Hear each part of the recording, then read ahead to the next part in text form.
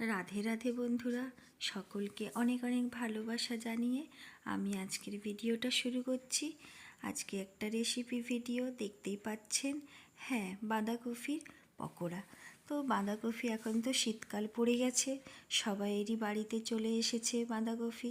তা ভাবলাম সব দিন তো তরকারি বা অন্য রকম কিছু দিয়ে খান করে, তো আজকে কেন না একটা অন্য কিছু বানিয়ে আপনাদের সামনে নিয়ে আসি। আপনারাও এটা ট্রাই করবেন বন্ধুরা, নিশ্চয়ই ভালো লাগবে। তো দেখুন, এখানে আমি বাঁধাকপিটা সরু সরু করে কেটে নিচ্ছি। আর আমি ছুরি দিয়ে কাটতে পারি না, তাই বটি দিয়েই কাটছি। আর দেখুন, একদম সরু সরু করে নিয়েছি। সামান্য কিছু বাড়িতে থাকা উপকরণ দিয়েই কিন্তু আজকের আমি এই রেসিপিটা বানাবো। তো নিয়ে নিয়েছি এখানে সরু সরু করে পেঁয়াজ, ধনেপাতা কুচি। আর এখানে আমি কাঁচা লঙ্কাটা দিলাম না, আপনারা কিন্তু কাঁচা লঙ্কাটা দিতেই পারেন।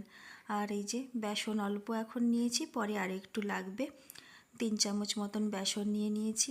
আর একে একে দেখুন, এতে আমি এবার পেঁয়াজ কুচি, ধনেপাতা কুচি আর বাঁধাকপিটা তো আগেই আমি ধুয়ে জল ঝরিয়ে রেখে দিয়েছি, ওইটা দিয়ে দেব।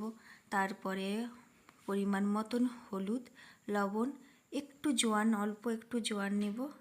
আর খাবার সোডা অল্প 1 পিঞ্চ মতন, কাশ্মীরি লাল লঙ্কার গুঁড়ো। এখানে আমি লাল লঙ্কার গুঁড়োটাও ইউজ করছি না, শুধু কালারের জন্য একটু কাশ্মীরি মির্চটা দিলাম। তো আপনার এটা কাঁচা লঙ্কা কুচি দিবেন, আদা কুচি, রসুন কুচি এগুলো দিয়েও করতে পারেন। আমি এসব দিচ্ছি না, একদম সিম্পলভাবেই করছি, যাতে না একদম ঝাল লাগে। আর আমরা খাবার সময় গোটা গোটা লঙ্কা একটু তেলে ফ্রাই করে নিব। তো দেখুন, একে একে সব কটা উপকরণ দিয়ে আর হালকা করে করে একটু একটু করে জল দিব। একেবারে বেশি জল দেবেন না বন্ধুরা, যেটা মানে মাখা মাখা হয়, যাতে বেশি জল দিলে একদম পাতলা হয়ে যাবে। আর দেখুন, ব্যাটারটা জাস্ট এরকম হবে।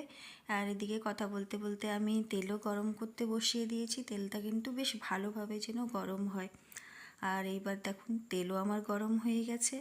তো এবার একে একে পকোড়াগুলো আমি ছেড়ে দিচ্ছি।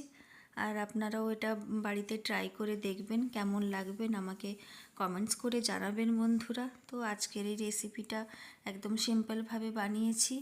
আপনারা কমেন্টস করবেন, লাইক শেয়ার করে দিবেন। আর যারা নতুন বন্ধু আমার চ্যানেলটা এখন সাবস্ক্রাইব করেননি, তারা প্লিজ সাবস্ক্রাইব করে আমার পাশে থাকবেন।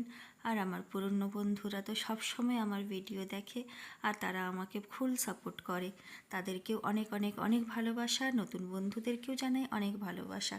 আর দেখুন কি সুন্দর লাল লাল হয়ে গেছে, আর খেতেও খুব কিন্তু টেস্টি হয়েছিল। আমি কিন্তু খাবার পরও বলছি। আর একে একে বাকি যত কটা আছে আমি সব কটাই ভেজে নেব।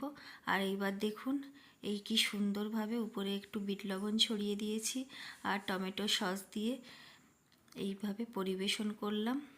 তো আজকে কেমন লাগলো এই রেসিপিটা আপনারা জানাবেন, পাশে থাকবেন। আর খেতে তো টেস্টি হয়েছিল, আগেই বললাম। তো চলুন, আজকের মতন টাটা। সবাই ভালো থাকবেন, সুস্থ থাকবেন, সাবধানে থাকবেন।